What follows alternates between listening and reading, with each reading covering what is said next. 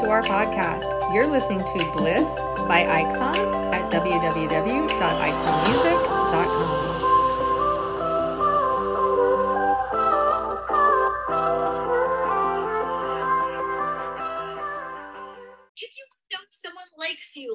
Likes you. This is the number one thing you want to look out for. And a lot of the times it is hidden in plain sight. So you miss all the signs, but now you're going to know what this is. And so you'll be able to look out for it. And if they're doing it, the answer is yes, they like you like that. And I don't care if they're in a relationship. I don't care how old they are, what their gender is. Yes, they like you like that if they're doing this. Okay, you ready? They will find excuses to initiate contact, whether it's in person, over text, over DM, because when we as people like someone, we always want to remind that person of our presence. So if they're doing that, even in a friendly way, your gut kind of tells you that they're into you, they're into you. Welcome to Why Complain When You Can Whine?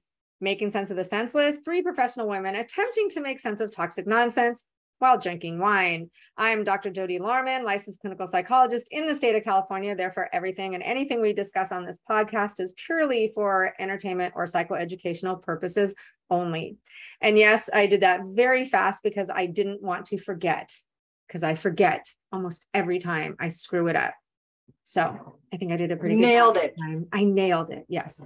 Tonight I am drinking. Okay, get this. I go shopping at Ralph's. And if you guys don't know what Ralph's is, if you're listening, it's a part of Kroger.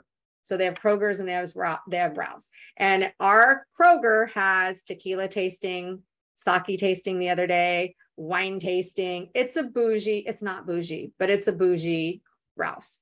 It's amazing. I love walking in and going, oh, I get to taste some wines. So the last time we went, I tasted, it's called Bon Terra, and it is a Cabernet, and it's made with organic grapes. And my glass does not say anything today. It is just a pretty blue because we finally in California had blue skies today. We have had more cloudy days since January 1st than, I don't know, the record's pretty long. So, but my glass doesn't say anything, but my shirt does. So I want to show you my shirt. This is so ladylike. I know, people. It says, I wonder if wine thinks about me too. So since my glass isn't saying anything, I wonder if wine thinks about me too. My sister gave me that, my sister and my niece. And I'm always saying my sister and my niece and my brother, because they all know I like wine. So really easy to buy for. Heather. Hi, I'm Heather, licensed professional counselor in Denver, Colorado, where we have also had clouds and rain and just garbage. I mean, it's not garbage weather. I like the rain, but we are finally, like, I think next week, turning a corner with that as well. And we'll get our blue skies back and dry desert weather. And I'm a domestic violence survivor, and I'm not totally drinking all the wine, but I wanted to bring back the Ordinary Fellow because I took the fucking label off so everyone can actually see how pretty it is this time. Ooh, that is cool. I like that. Since I figured out all the way around too. Nice. Isn't that cool? I like that. Anyway, they have this whole like fucking thing like on their wall at the winery too in Grand Junction. So anyway, that was cool. Pretty. So that's what I got. And then my cup says fresh out of fucks because that's where I'm at today. It's been a long day for me. So fresh out of fucks. Like it. We were channeling each other, Heather. Hello, I'm Ashley Paige, domestic violence survivor, single mom, and founder of Loving Single and the HautéMess Society. Today I am finishing my bottle of rum chata because it's so good. And I am drinking out of fuck this fucking day cup. We are always on the same page. Life wife. Cheers. So that video got under our skin a little bit. One of my first, okay. That creator is on TikTok and says she is the, let me make sure I have it right, that she is the #1 dating coach for high value singles. Does it say high value, Jody, or high profile? High value. That right there, I could go off Mhm. on that fucking statement right there, the fucking caucasity about high value. So you're implying, bitch, that no one else has value or they have low value. Right. If what? Because her clientele, I saw her. She's a celebrity dating matchmaker. She has a show. So she's implying that if you don't have money, you're not high value. Mm-hmm. I don't know what her definition of high value is, but I imagine you're correct. So you can have low morals, you can have low values, but if you have money, then you're a high value. Yeah. I did some research on her today. This woman has said some like borderline fat phobic things about people, about how you're not going to get a high value man unless you have a lower BMI. Ew. Oh, Really? nice. Okay. I've got some Always beef. healthy. I have beef with this woman. Now, if she had used the word high profile, I can understand money, high profile people. But already she's off. We're stepping off on a bad foot. Yeah. And you can watch a video on how to make them chase. Gross. And this woman has like close to 800,000 784,000 followers on TikTok. Oh my goodness. And let's see, how many does she have on Instagram? She has, I think it's like 150. 129. Yeah. And then she's also on YouTube. And when I first saw this video, honestly, it got under my skin right away, because the first thing I thought of was, well, aren't you lucky that you have never been in a toxic relationship and never crossed paths with a toxic person? Mm. Because if honestly you believe that they're taking the time to contact you is them being into you like that, then you have obviously never experienced NPD. Or she is the toxic person. Yeah. Listen, she just sounds like she's writing the playbook for all toxic people. Well, she's not teaching people, in my personal opinion, she's not teaching people how to fall in love and have healthy relationships. She's teaching people how to play the game of cat and mouse. Manipulate. Mm-hmm. Mm-hmm. And I like the way she says also, it doesn't matter your gender, your relationship. Oh my God, is this Freudian or what? I can't even say relationships. I am not Freudian, but I do sometimes believe in Freudian slips, and my mouth just would not form that word. It's not going to make that word happen. Whoa. You got this, Jody. But honestly, it's like, it doesn't matter. It doesn't matter your gender. This works every time. 100% of the time, that if they're trying to make the effort, if they're making the effort to contact you, contact you repeatedly. All the narcissists are like, oh yeah, I'm gonna do. Yeah. And people then wonder, sadly, how did I get roped into this? What happened that I ended up in this toxic relationship? Well, probably because you took dating advice from somebody that says when they do these things, they're into you, they like you. Go for it. They're not manipulating or using you or love bombing you at all. No.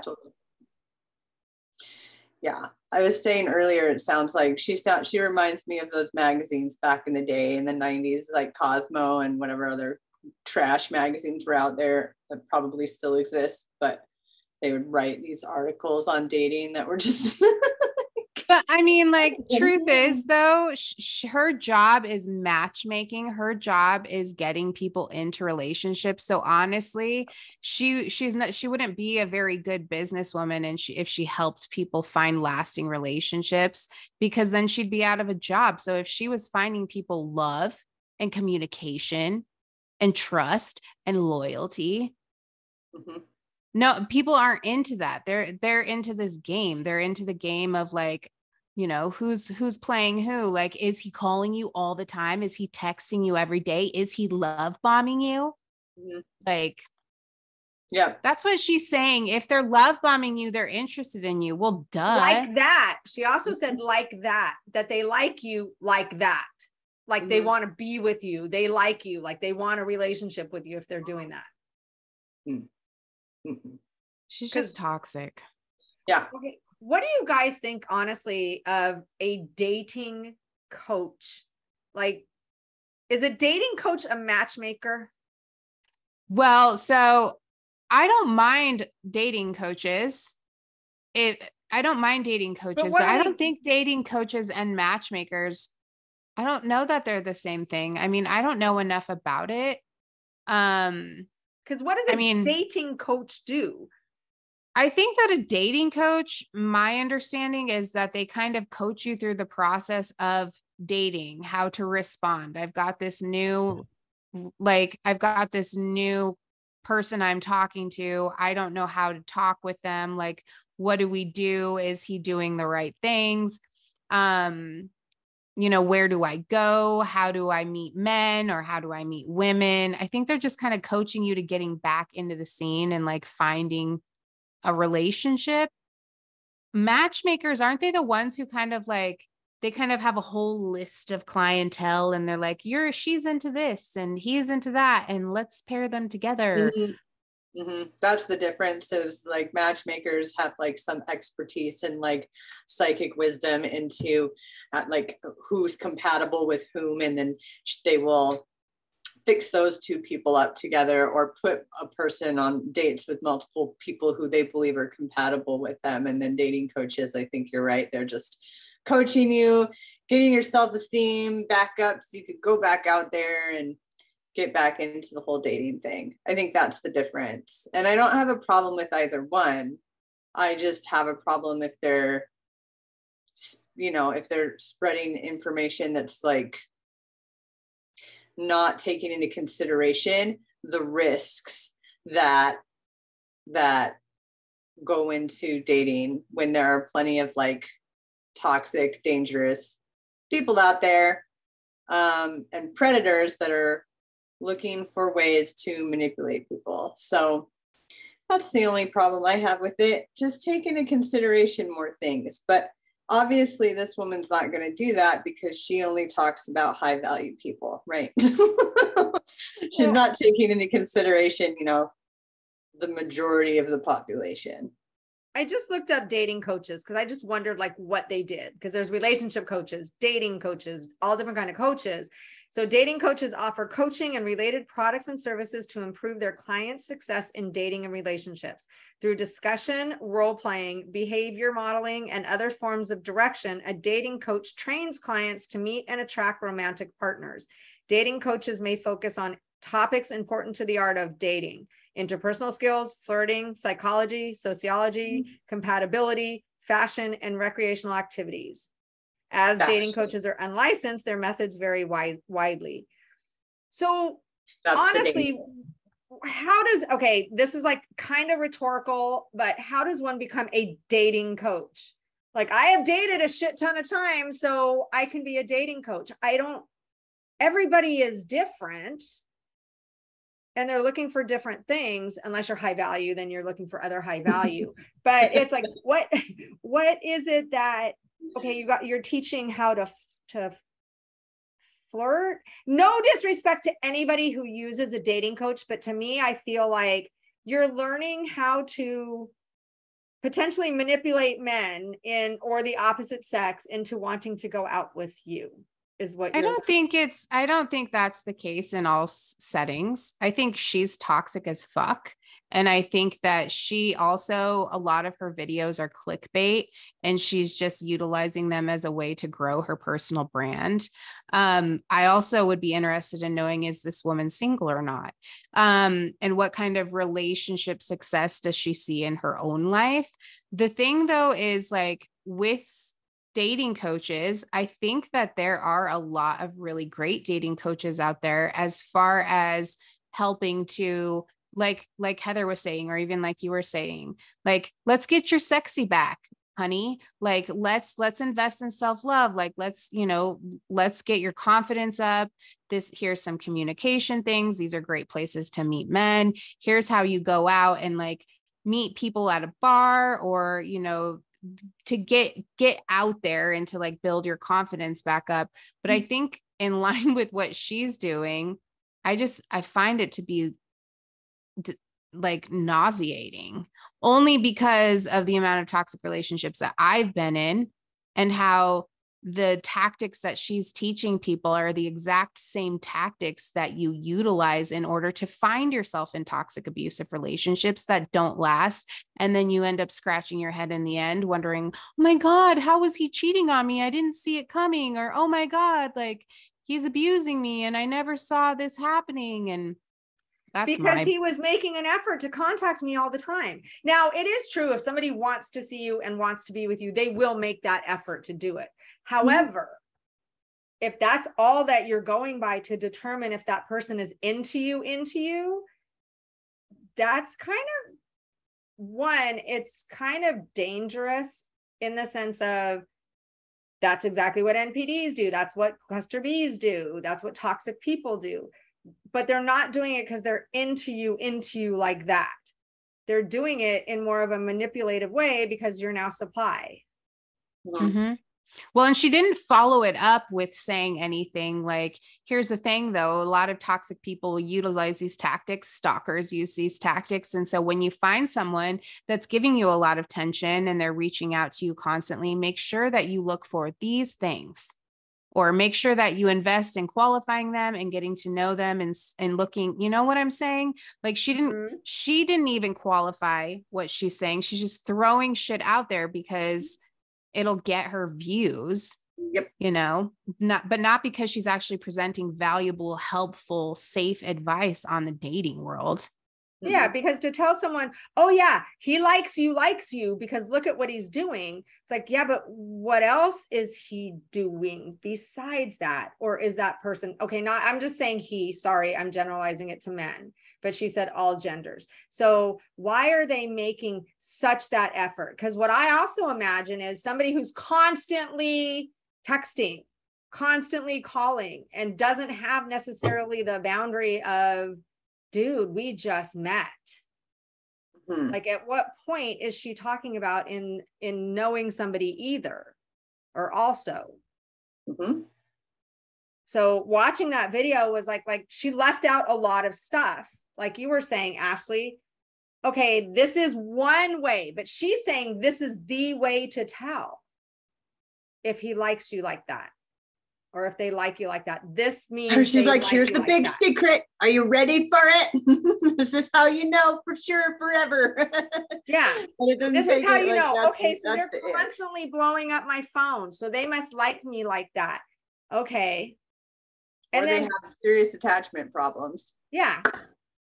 There's so many other things. And one of the things, I haven't watched a lot of her videos because once I saw this one, I was like, oh, I don't even see myself being able to watch other videos. It would probably trigger me so badly.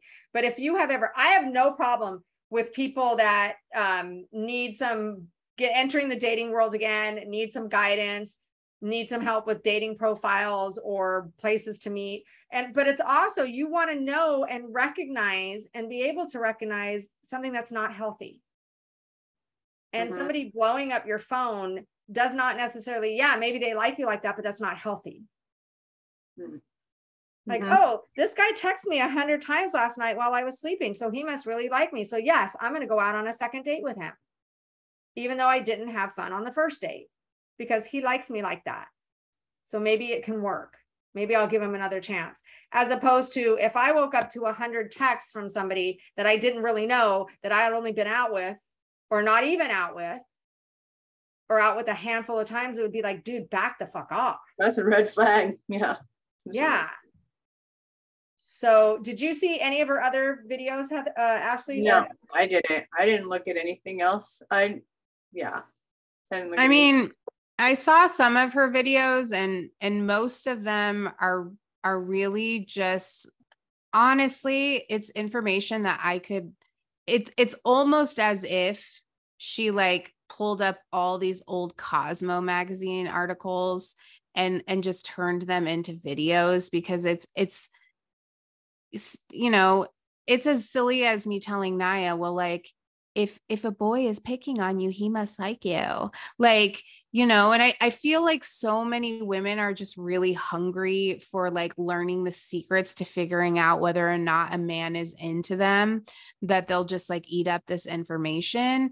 But most of what she says, honestly, is just trash, in my personal opinion, because it's coming from a basis of just getting a man to like you. It's very much about what she says in her profile, like money, beauty.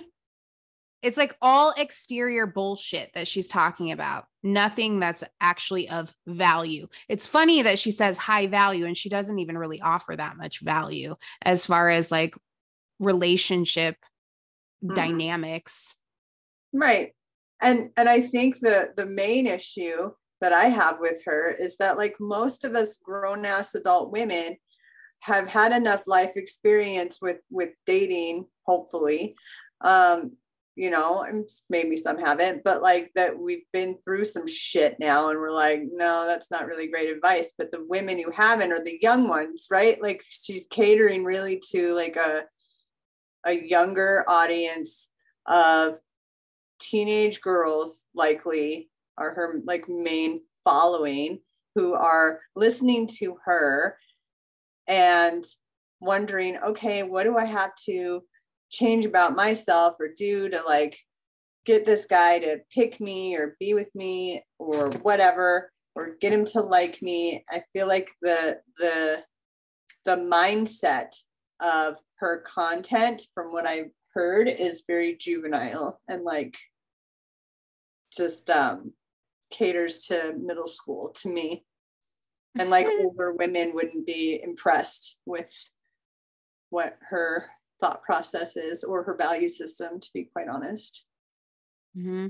Well, and I've seen some amazing like dating coaches. There's this one woman I've seen that's from Canada, I believe, and she teaches people how to establish boundaries with themselves and standards and ethical practices for even before they start dating. So like, where she says one of her things is like, you need to wait like, I think it's like 3 months before you kiss them, because she even has talked about how like typically with a toxic person, they can hold the mask for anywhere between 6 to 12 weeks. So if you want to protect yourself and you really want to get to know this person, establish a friendship and a relationship with them, see if you're compatible, see if you guys are aligned and going the proper direction. Here's like activities and like all these things that you can do, questions that you can ask to get to know them better. I love that shit. Yes and amen.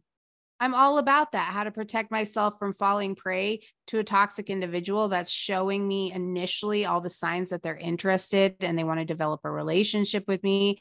That's the kind of shit you need to be giving to people, not this nonsense of like you said, Heather, this immature middle school baloney that everyone already knows. Like if he brings flowers to your office, he's interested. Well, no shit, Sherlock. Like, you fucking better be. Those are expensive and they die. But I think about too, though, people who they bring flowers to your work or send flowers to your work, they blow up your phone, they love bomb you, but then they're also like, don't want you to see your friends, trying to isolate you, the little control slowly but surely. So if they bring you flowers, they're into you. Oh, wow, he did. If they blow up your phone, they're into you. Oh, wow, he did. He only wants to be with me. But she doesn't say things like, my abusive ex picked flowers in the wild to give to me. Stop it right now. We dated the same man. My ex did that too. He brought me this rose and like wrote this poem about how this rose grew in the wild and like how it wasn't perfect, but it was perfectly imperfect and like just like all of us, I'm perfectly imperfect. So think of me when you see these perfectly imperfect flowers. I forgive and love all of your imperfections. Love my imperfections too. Yeah. It's so romantic. Oh my gosh. But it's also, I'm telling you, I am not perfect, even though I think I am. So beware. You know, I maybe I'm jaded. Maybe we are all kind of bitter and jaded. Yeah. We're dead inside a little bit.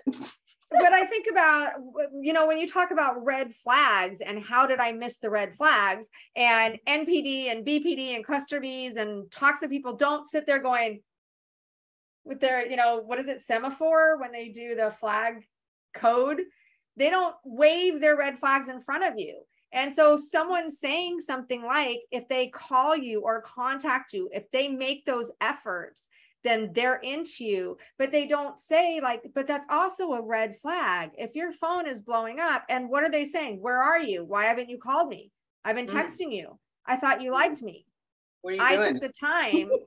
I walked away from a meeting so I can come out and I can text you, and you never text me back, you know, or I left, my family was over and I went in the other room and called you and you never answered.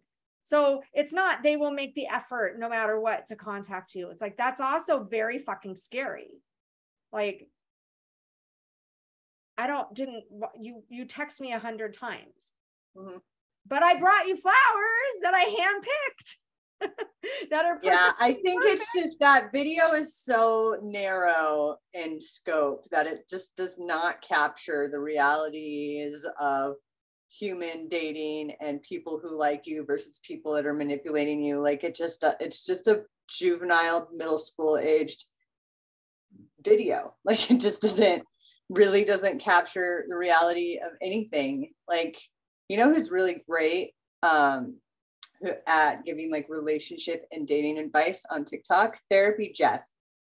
That guy is like such a little dork and I love him to death, and we should have him as a guest on our podcast someday. And he gives really great, relatable, even to younger audiences, dating advice that and relationship advice that is just, it makes so much sense. It's easy to remember.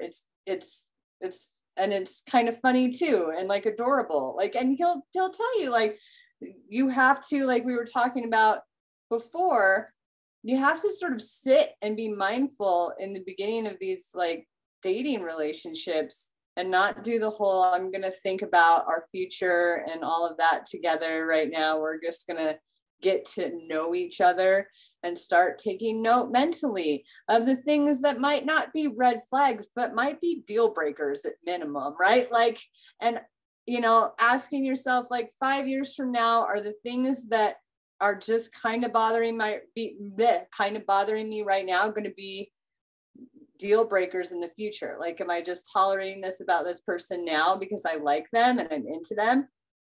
Or is 5 years from now, I'm going to be like, this person doesn't even have the same like value system that I do, or we're not moving in the same direction, or we're not really that attracted to each other. Like, you're just in this honeymoon phase in the beginning, or this like butterfly dopamine, whatever the fuck you want to call it, of falling for a person. And so if you're just paying attention to, oh, they're texting me every day, or, you know, they're thinking about me all the time, you're not giving yourself enough space to still be in your life and doing your thing. You're constantly paying attention to this person who, like she said in that video, is just inserting themselves in your life and making their presence known all the time, takes away from you and being present with you, which is exactly where you should always be staying, no matter what you're doing in a relationship, is not losing any part of you and not sacrificing any part of you just because they want that attention. So having that balance, and it just, yeah, anyway, I'm on a rant now. So I have no problem, again, with dating coaches that are helping you to get out there for the first time after whatever, a divorce, or maybe for the first time ever. But have you guys gone online, done the dating apps? Ugh. It's like, okay, they can help you to maybe do better or get a better profile, or when you go out on your first date, how to flirt or what have you. But how do you know when you're on this dating app, you know that people, I don't know, put pictures are total catfish? Do they teach you how to navigate those waters, or is it just about, for lack of a better word, fixing you or modifying you to do better in the dating world? I think it's all of the things. Like the truth is like, just like any coach, there's coaches that specialize in different things. For example, like there's fitness coaches and there's bodybuilding coaches, and then there's swimming coaches and basketball coaches. And I would assume that if you're hiring a dating coach, there's specifically coaches for online dating. Me personally, fuck online dating. Online dating, every single nightmare, with the exception of my daughter's father, has come from online. I just can't. I can't fucking do it. Me either. And I don't know what it is. And maybe it's just the algorithm of the dating apps. They just, or there are just toxic people on dating apps. I don't know, but it is, I know a couple people in my family have had luck on dating apps and like found relationships, long-term, married people, whatever. And I'm just like, good for you. Like for me, I'm with Ashley. It has been such a nightmare of an experience for me. And I won't do it ever again. I'm always like open to meeting people, but I don't do dating apps. It's soul sucking to me. And you know what? I want to say this. One of the reasons why I hate dating apps so much is I would much rather initially meet a person in person, because then I know exactly what you look like. You know exactly what I look like. There's no expectation of, oh my gosh, I hope I show up looking like my photos and like he recognizes me. I hope he shows up looking like his photos, because then there's no like, stress or anxiety of like, am I going to let them down? Or fuck, what if I meet them and I'm not attracted to them, And so, but I also think that dating apps conditions us for constant, like a revolving door, because it's like, there's no appreciation, in my personal opinion, there's no appreciation for people as individuals, human fucking beings. They're just commodities, left, like really quickly. You don't even know who I am. You literally are shopping for a person. And like, how are you going to get to know the depth of me? Like if you see me out on a Friday night and I'm dancing my ass off and laughing with my girlfriends, you're going to get a much better perception on whether or not you're attracted to me than if you just see 5 fucking photos of my best angles. Like for real. Oh, exactly. It's people shopping. It's gross to me. I went on, I've done Match back in about 2005. And I did it because a friend of mine at work, there was just 2 of us in the office that day, and he's gay, and he was on it wasn't Grindr, but light Grindr. So we were all doing that. He and I, when we were bored, we're picking out, who we should see or not. And he's like, you need to do it. I'm like, no. He goes, you need to. So we did it for fun. I did it for a month. I did it for fun. I hated it. But I think I went out with a few guys actually, but one guy on his profile, he seemed pretty okay, but he put down like, I'm 48. And I'm like, it's kind of on the upper side of what I'm interested in, but okay, he's good looking. So we matched, and I send him an email, and then he sends me back an email. He's like, actually, I'm 50. And I'm like, okay, that's pushing it, but we're having a nice conversation. And then he emails, the second email was, actually, I'm 51. And I'm like, okay, I'm out, because now you've lied already. How many times? Twice. Once is too many. I'm out. So it's like, I know a lot of people that say they lie about their age on dating apps. And it's like, it's not that that's bad. I hate lying, because lying just rubs me the wrong way from my ex and all of that. But it's like, in person, at least you see them. They're attractive. Okay, they're a little older than you thought or younger than you thought. But you already, like you said, Ashley, you've already seen them in their native habitat in a way, out in the wild. In It's their organic. energy too, in their spirit, in their like Yes. all the things that actually attract me to a person is like their energy, their soul, like the things about them. It's not what they look like in their stupid pictures or holding up a fucking dead fish or whatever men are doing these days. Like none of that is attractive to me. And then nobody knows how to write a good bio on there. I don't know how to write a good bio on dating apps. I'm like, why, like reading your bio, which is like, really, it's just kind of like, it doesn't feel genuine anyway. It's such like a trying to sell yourself, since we're all fucking buying people and searching, like, yeah, like it's gross. It's just, the whole thing makes me lose my soul and I hate it. I would much rather meet somebody out in the wild. And I tried it again when I left my ex. I tried it again, and that was an even worse, awful, horrible experience. I hated it because now there's catfishing where there wasn't catfishing before. And catfishing wasn't necessarily a different person in the picture. Yes, it was, but it's also now they're catfishing you, trying to get money from you. It's the Nigerian romance thing.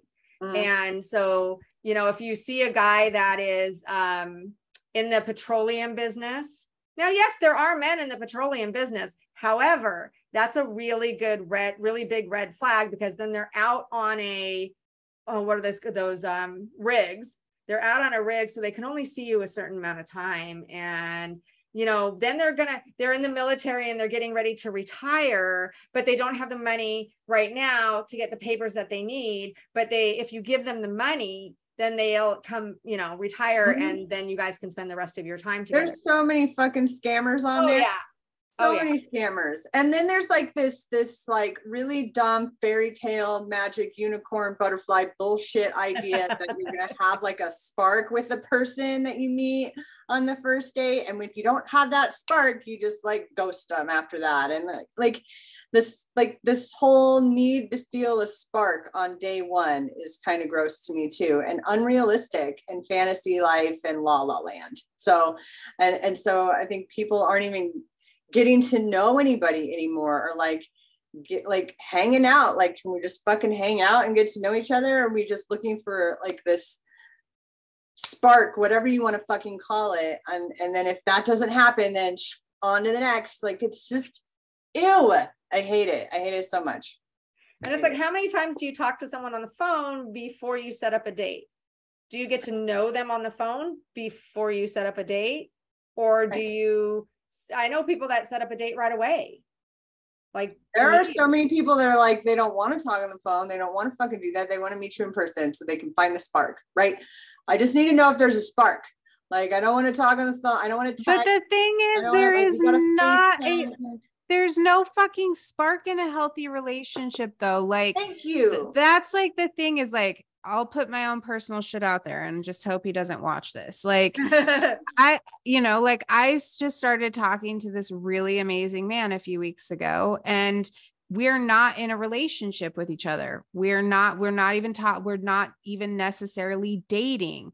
We both agreed going into this that we wanted to develop a friendship first. I want to see what your life is like. I want to get to know you. You want to get to know me. Are we compatible just as human beings talking on the phone? What happens when I have an uncomfortable conversation? How do I deal with myself when you say something that unknowingly triggers me? And like, what was your childhood like? And like, let's just get to know each other as human beings.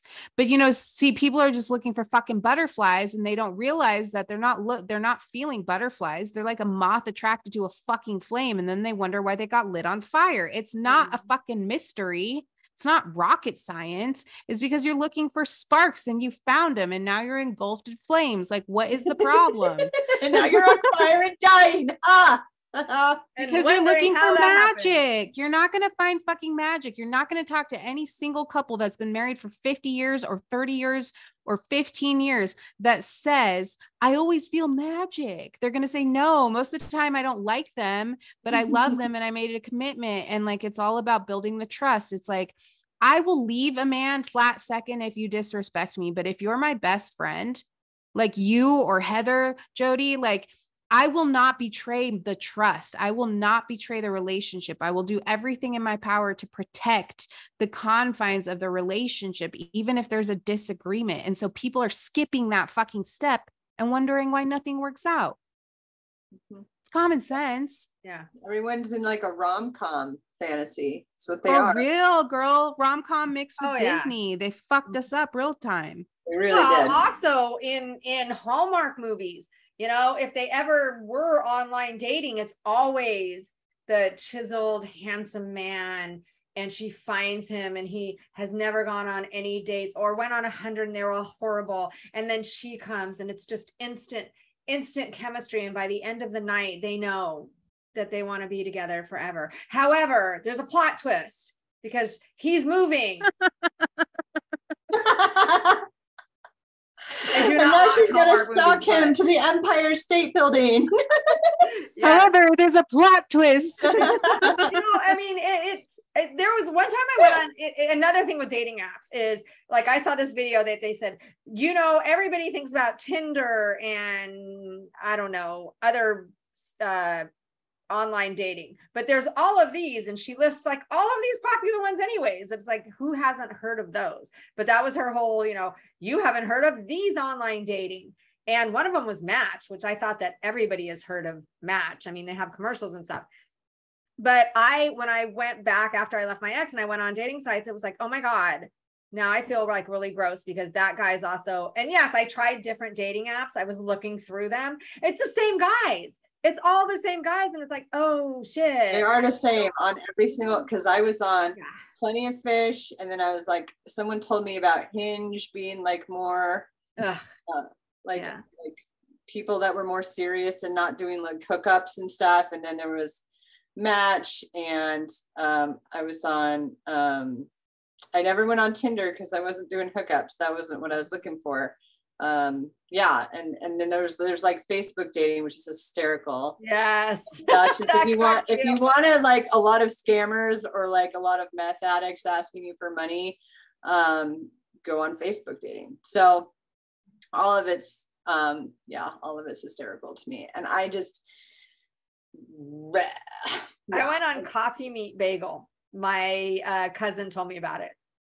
And for some reason, I just kept getting like all of these 20-something-year-olds wanting to hook up. And I'm like, why is this happening? And Jody, you could have a great fucking time. What is your problem? Yeah, but it's like, I had just left my ex not what I was looking for. But I looked at the settings, and for some reason it kept, no matter what I did, it kept defaulting to hookup. I was putting dating and it kept defaulting to hookup. And I'm like, shit, that's not what I want. So I had to get off of it because I couldn't get it to stop saying hookup. I just reactivate mine here and there just for the 20-year-olds. And I can just remember that I'm still like desirable by men half my age. That's fine. Well, when you get the 20-year-olds, I got emails like, or messages like, you know, I have a, 8-inch cock. And it's like, you know what, here, like, first I have two things to say. The first thing is part of the reason that this shit doesn't work out is because we're putting so much pressure. Like, I'm looking for marriage. I'm looking for my last, it's like, oh, well, I'm supposed to show up as your husband, or I'm supposed to show up as your wife. Like, fuck getting to know me. Like, where's the ring at? And it's just like, dude, like, even in friendships, that's not how this shit develops. Like, you're asking for an orchard and all I have for you is a tiny little seedling right now. Like, I can't force that growth overnight. And secondly, I went out with my girlfriend last weekend. We went to a wedding, and I developed the most brilliant strategy ever, because listen, even when I meet you in real life, I'm going to fucking lie to you because of the shit I've gone through. You're never going to get my real name. My alias is Penelope. When you meet me and I'm at a bar, my name is Penelope. Why? Because that's safety purposes only. And in order to make myself feel good, this man asked me, he goes, how old are you? And I was like, 45. I tacked 10 years on to my age. Why? Because when he was like, no fucking way, you're 45. And I'm like, you're right, I'm not. But it just makes me feel better because I was like, I'm not gonna tell you I'm 35. I'm 45 tonight. And I loved it because I got so many compliments because I was so old, and it was great. But like, watch yourself. but that's the thing though, is it's like really fun though, because the thing is like dating and getting to know people and developing friendships should be fun. It's not fucking fun though when there's pressure and fear of rejection and fear of all of these things, trust issues. And that's the problem, is people are insisting on getting into relationships, one, when they're not ready, two, they haven't developed the skills that they need in order to maintain a healthy relationship. And they don't even really have the skills to have a healthy friendship for that matter, because they're dealing with so many trust issues and every single relationship in their life is set on fire anyways. And so what the fuck are we doing? Like, I think there needs to be an app where you can just mingle and develop friendships with people. Bumble is supposed to be like that. Bumble is not like that. It's not like that though. No. None of them are worth shit.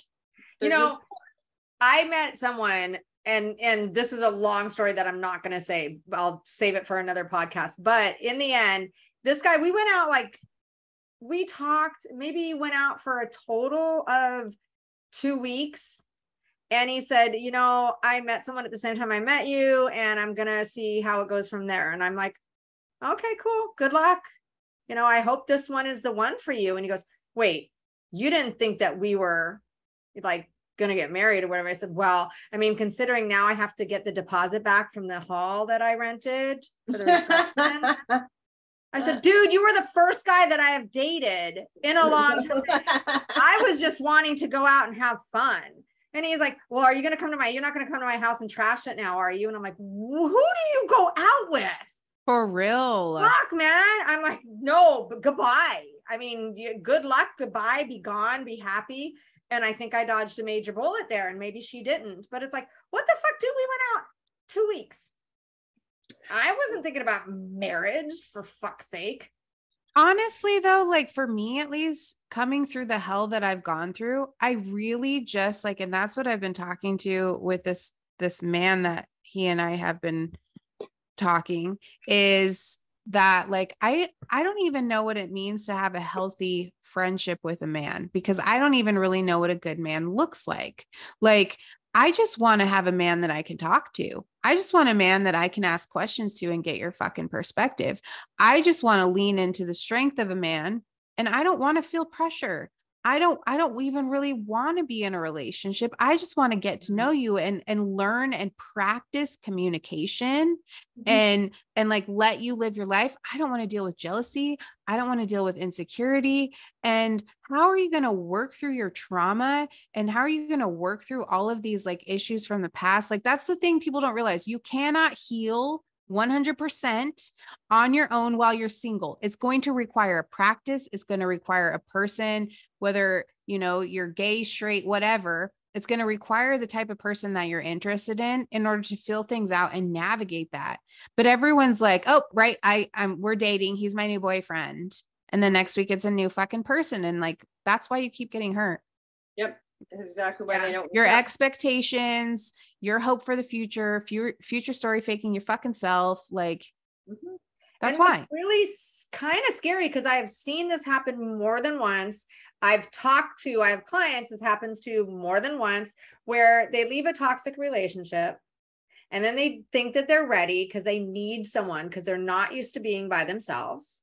They don't know how to be by themselves. So they immediately jump into dating. And then honestly, the first person who really comes through and showers them with attention and love and seemingly everything that they did not get from their toxic ex, they're hooked. But it's also I'll say, well, what were you talking about with this person? Did you trauma dump on this person in any way? Because if you do that and they are toxic, they're going to latch on to that. And then they're going to, that's what they do. Because then they're really shocked and surprised when it doesn't turn out to be Mr. Right. And how did I miss it? And a big part of it is you need to learn about you before you can get back into. Because I don't know anyone who has left a toxic relationship completely unscathed with a huge amount of self-esteem, with a huge amount of self-love and knowledge of themselves. That doesn't happen. It's sucked out of you in a toxic relationship. So you need to, it would behoove you to be able to be by yourself and not need another person. And when you can get to that place in life where it's like, I would love to be with someone, I don't need to be with someone. I would like it. It would be great. When something breaks, I have someone that can fix it. But that's what she says. Yeah, y'all need someone who can reach the stuff at the top of the shelves. That's what and my son open the says too. jars. So it's like, that's why I had him, hey, can you get that? But no, that's, I mean, Jody's running around with a little ladder everywhere she goes. I do. I have a step stool around. I have to give you a hard time. Sorry. It's like, again, I know someone who said that they love to be by themselves. They don't need a man. They're fine by themselves. However, they're constantly busy, constantly going places, constantly doing things. They're never like in one place for a long time. And it's like, no, actually, I don't think you really do like yourself that much, because you can't be alone with yourself. You have to fulfill all that time. Like going out in the world, like you're describing a lot of my old patterns. Like when I was in my 20s, it was sort of my very first long-term relationship was when I was 17. He was an awful toxic person. He cheated on me a bunch of times. That ended. I was with my abusive ex first time. And then I was with another guy that was scary too. And then I was with another guy that was scary. And it was like, I was constantly like, I was not single for more than 1 year for my entire life. Like the 1 year that I was single was when I was in college, between ex-boyfriend number like 4, toxic boy number 4, and my ex-husband. It was between those two.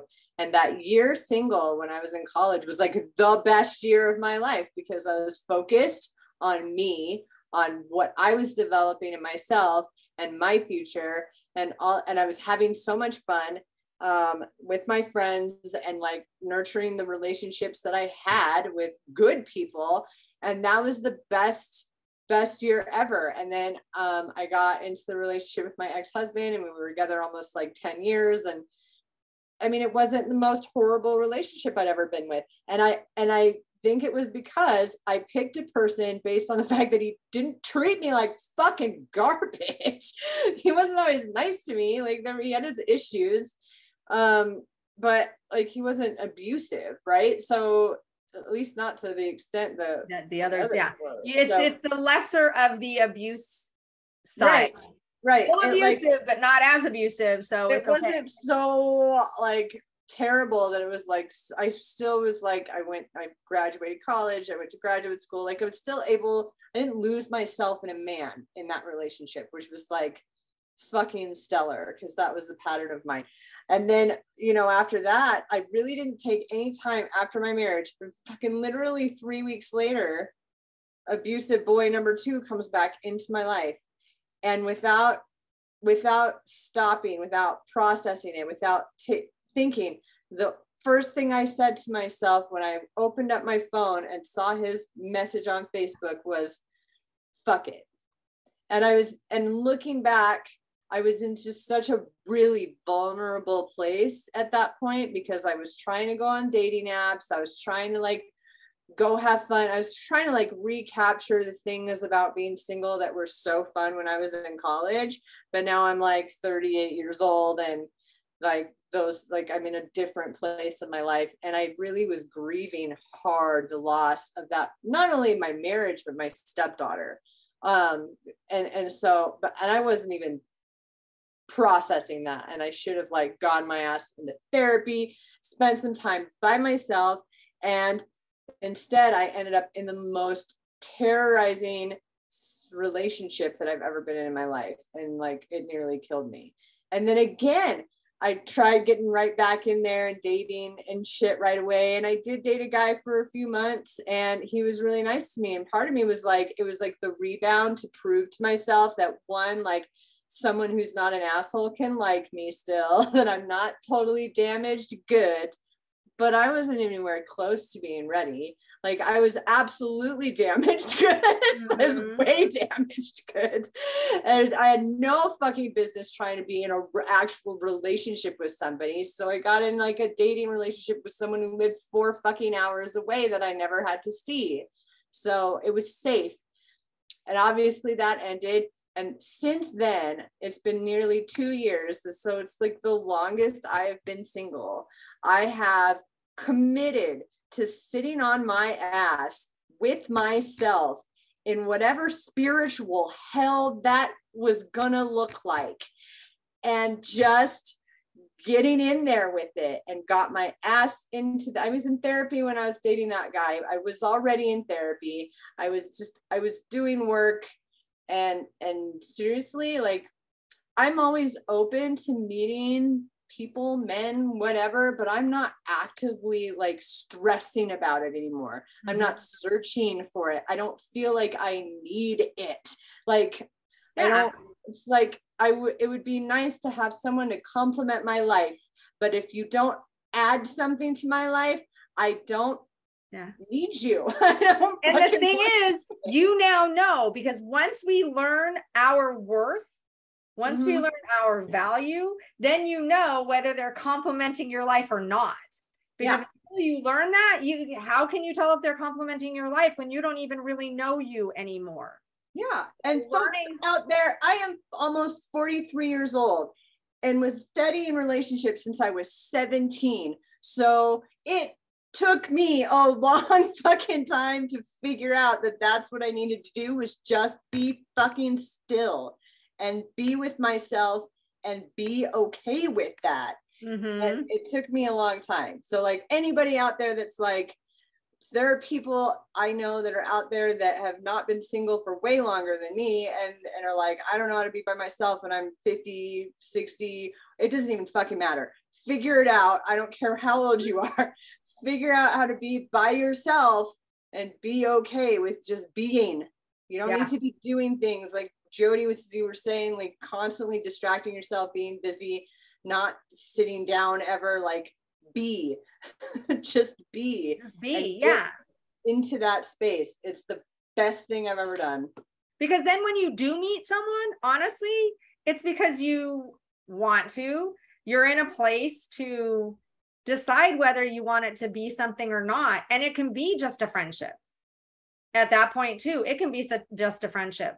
I've met a few guys that I still keep in touch with and can call a friend that initially we were going to date. We met on a dating app, but then it was like,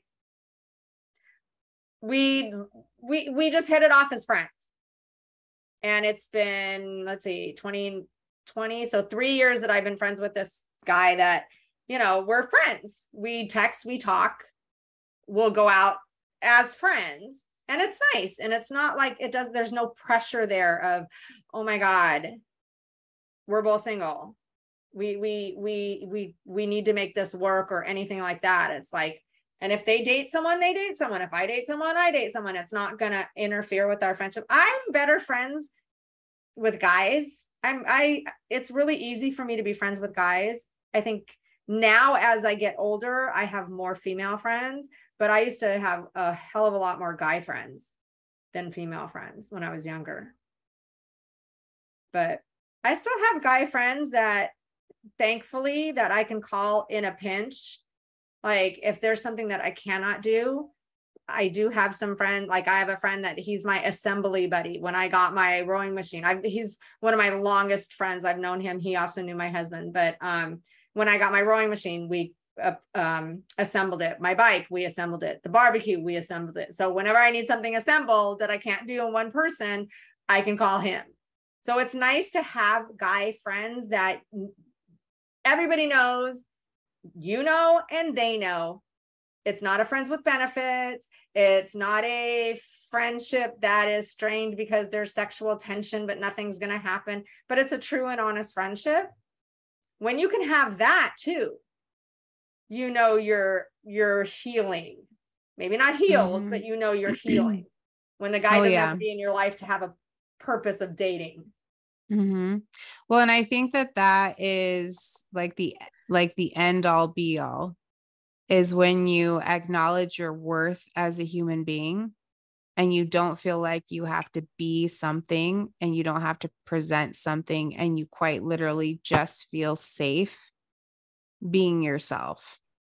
And I feel like part of the reason we step into so much pain and so much heartbreak is we're putting so much pressure and all of these expectations based on what we see on social media and on the news and in these shows and these movies. And we just feel like if I'm not in a relationship, if I'm not a high value woman, then I don't have anything to offer, rather than just understanding that what makes you high value, unlike what this woman in this video said, is your ability to love yourself and pour in yourself and hold your ground and know yourself and develop relationships without the expectation that it has to be something that it's not. Mm-hmm. You know, and there's so much beauty, because I found myself even struggling recently talking with this man, because he's amazing. Like he's just wonderful. I could talk to him all day. And like I said, we have very uncomfortable conversations. And I found myself feeling like insecure. And I was like, whoa.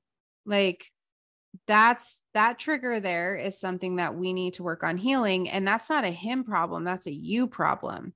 But we don't give ourselves enough space or enough grace to just like heal and like work through these things, because we're like, I need to find a husband. I'm on, you know, my birthday's coming up. I'm about to be 36. I'm cresting 40. And like my like clock is ticking. And like, you know, we put so much pressure on. It's like, you know, like no wonder shit's not working out, because you can't bake a cake in 1 minute, and you're not going to fall in love and find your husband in 3 dates. And no wonder like nothing's working out, because you're not being realistic and you're not giving yourself time to even get to know people without being like, is he my boyfriend? Is he my boyfriend? Is he my boyfriend? Mm-hmm. It's kind of sad, actually.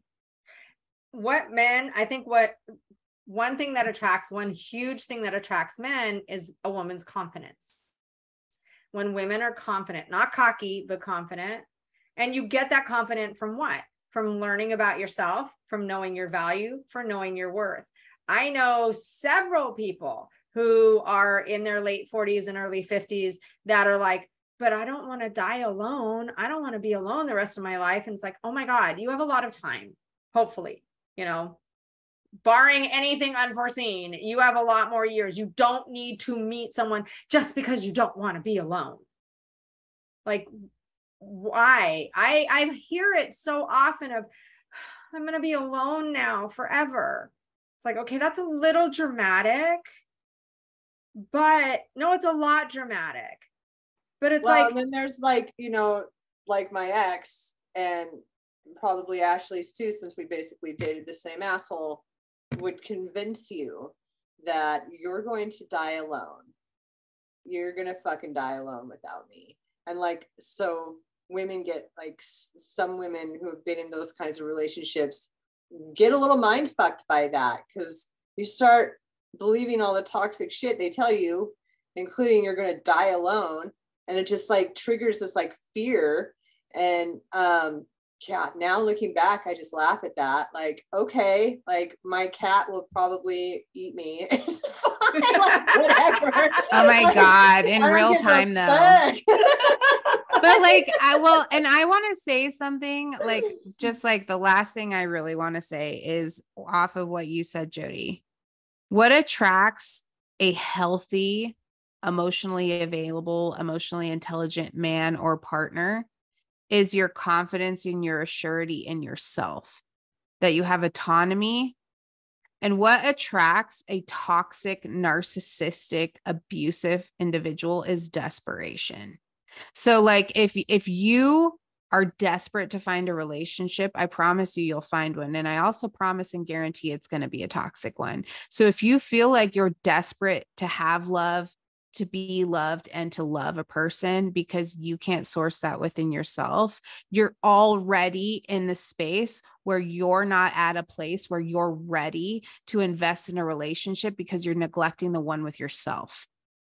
And if you're sitting in a space where you're like, I'm okay being alone, I'm okay with waiting for whoever shows up. Like I love my life. Like us, like we've got all this stuff coming up and planned, and we're investing in our future and like doing things we want to do and finding hobbies. That's when like good partners show up, because they're like, she's doing her own thing. Like, you know, she's confident. She knows who she is. Like she's not. That's when healthy relationships show up. But if you're desperate, I promise you'll find a relationship and really, really quickly, you'll wish you were out of it. Yeah. And wonder how you got into it. How did this happen again? Amen to that. I wonder. But once you get to the point of actually being comfortable in your own skin, being by yourself, then you meet people and get to know them, because you're not in a rush either. And you can meet someone as a friend and it can grow into something because you're not in a rush and you're not looking. You're not looking like, okay, is this the one? Is this the one? Is this one?